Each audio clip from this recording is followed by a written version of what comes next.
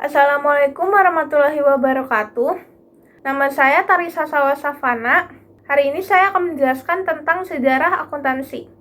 Mari masuk ke pembahasan.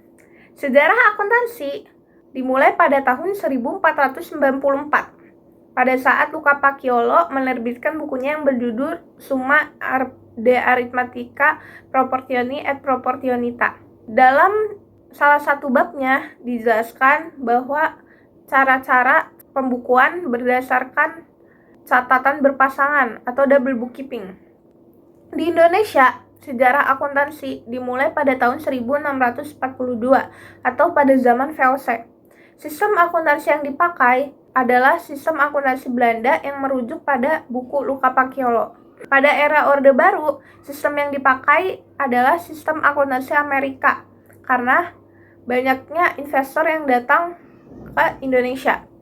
Proses perkembangan akuntansi di Indonesia semakin pesat dengan dibentuknya IAI atau Ikatan Akuntan Indonesia pada tahun 1957. Pada tahun 1973, IAI merumuskan prinsip akuntansi Indonesia atau PAI sebagai pedoman bagi para akuntan di Indonesia.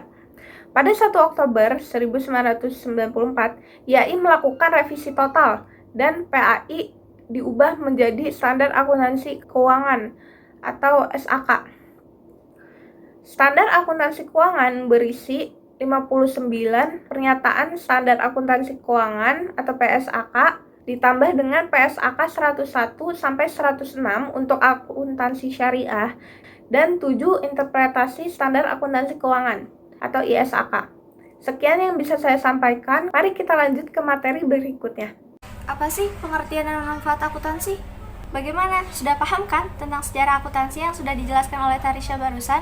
Sebelumnya, perkenalkan nama saya Safa. Sekarang giliran saya yang akan menjelaskan tentang pengertian dan manfaat akuntansi. Asosiasi Akuntansi Amerika atau American Accounting Association atau AAA mengemukakan definisi akuntansi yaitu sebagai suatu proses mengidentifikasi, mengukur, dan melaporkan informasi ekonomi yang memungkinkan pengambilan keputusan dan penilaian yang jelas dan tegas bagi mereka yang menggunakan informasi tersebut.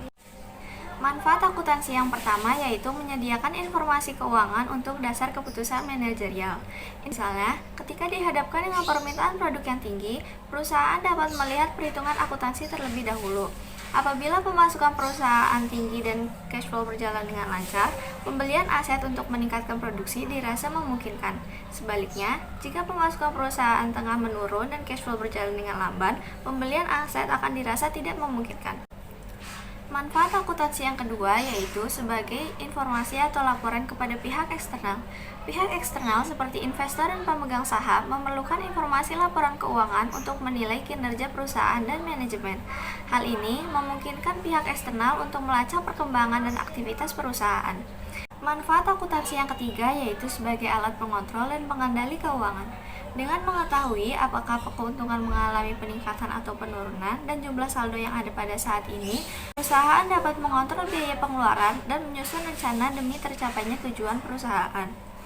Manfaat akuntansi yang keempat yaitu sebagai bahan evaluasi keuangan. Akuntansi yang memberikan laporan keuangan bulanan dapat dijadikan sebagai bahan dasar evaluasi.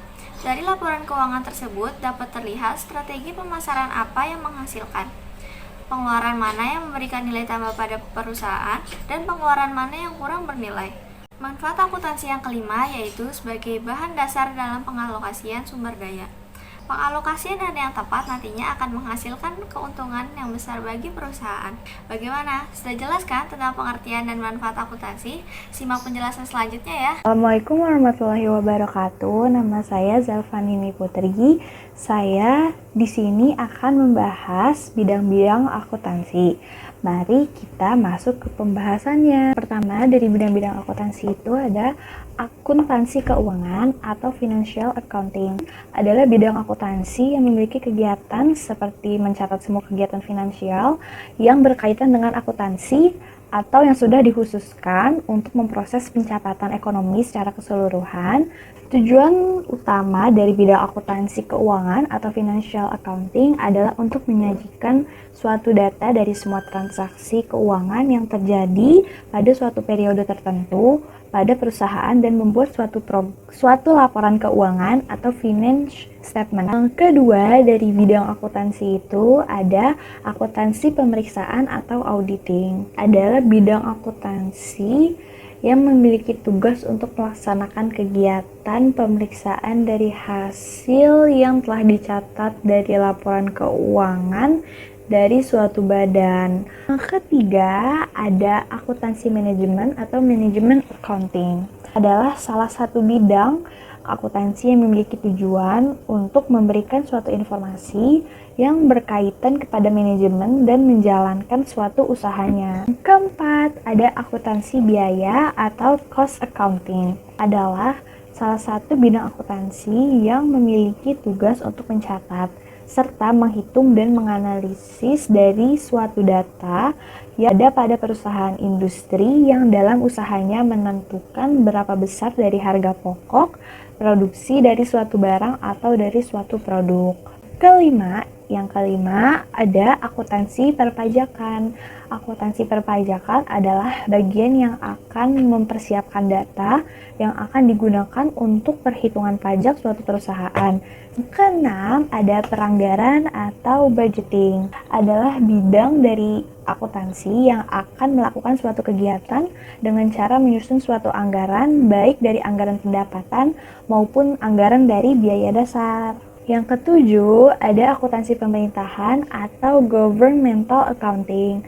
Adalah salah satu bidang akuntansi yang digunakan untuk menerapkan di lembaga pemerintahan. Yang kedelapan, ada sistem akuntansi atau accounting system. Ini adalah salah satu bidang akuntansi yang bertugas melaksanakan suatu kegiatan dengan merencanakan terlebih dahulu cara untuk melakukan pencatatan akuntansi, dimulai dari mengorganisir suatu dokumen, formulir-formulir yang ada, dan juga menyusun suatu prosedur pencatatannya.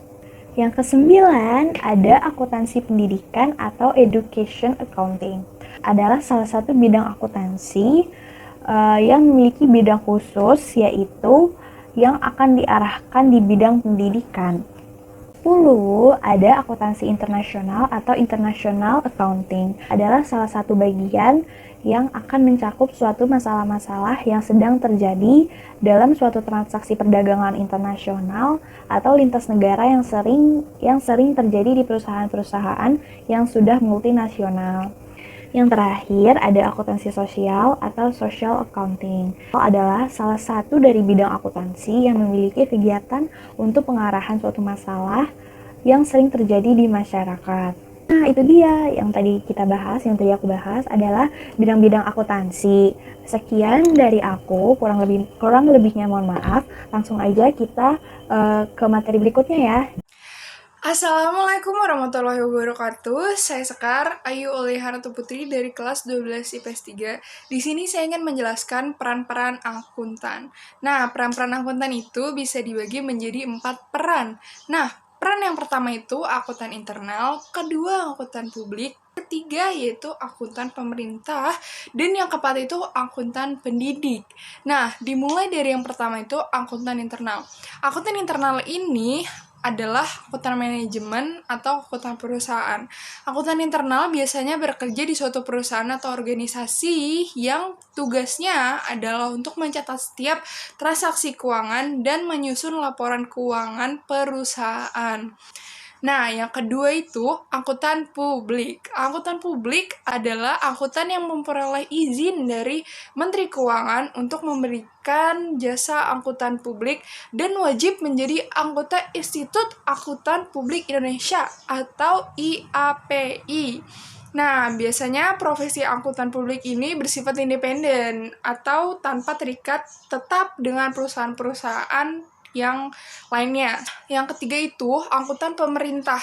Akuntan pemerintah ini bekerja untuk lembaga-lembaga pemerintah. Misalnya bekerja di di Badan Pengawasan Keuangan dan Pembangunan atau BPKP dan Badan Pengawasan Keuangan atau BPK.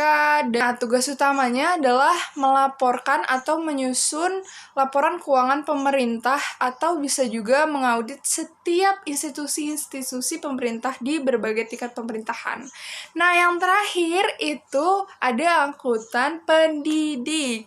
Nah, untuk saya angkutan pendidik sangat familiar karena biasanya angkutan pendidik juga bisa disebut dengan atau bisa dikenal dengan dosen atau guru-guru yang mengajari mata pelajaran atau mata kuliah akuntansi. Nah, biasanya akuntan pendidik itu bertugas dalam mendidik, melakukan penelitian, atau melakukan pengembangan di bidang-bidang akuntansi, dan menyusun kurikulum di berbagai tingkat satuan pendidikan. Nah itu dari keempat peran akuntansi. Nah, jadi gitu aja dari saya. Terima kasih. Mohon maaf kalau ada kata-kata yang kurang atau lebih. Wassalamualaikum warahmatullahi wabarakatuh. Assalamualaikum warahmatullahi wabarakatuh. Saya Torik Rakabina juga lain.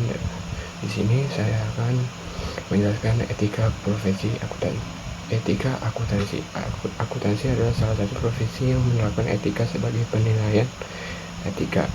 Etika profesi akuntansi dikenal pula dengan istilah kode etik profesi. Ini berarti etika yang berlaku selama bekerja. Poin-poin kode etik akuntan. Kalau tujuan kode etik seperti itu, lantas apa saja etika profesi akuntansi yang harusnya dimiliki setiap akuntan? Dilatih dari IAI. Ada beberapa prinsip akuntan dalam bekerja, yaitu integrasi. Integrasi adalah seorang akuntan terlihat dari caranya memenuhi tanggung jawab terhadap kualitas akuntan dalam mempengaruhi kepercayaan publik terhadap dirinya. Kedua, mandiri. Sikap mandiri bukan berarti kerja sendiri, artinya akuntan bisa membuat laporan keuangan tanpa pengaruh pihak lain. Ketiga, rahasia. Etika profesi akuntan saling dasar adalah akuntansi adalah kerahasiaan. Akuntan tidak boleh menyebarluaskan informasi dan laporan yang mereka kerjakan. 4. Standar teknis. IAI telah mengatur standar teknis dalam menyajikan laporan keuangan. Para akuntan mesti bekerja sesuai standar yang ada. 5. Objektivitas. Seluruh akuntan harus bertanggung jawab terhadap pekerjaannya untuk mencegah hal-hal yang tidak diinginkan. Mungkin itu saja dari saya. Kurang lebih mohon maaf. Assalamualaikum warahmatullahi wabarakatuh.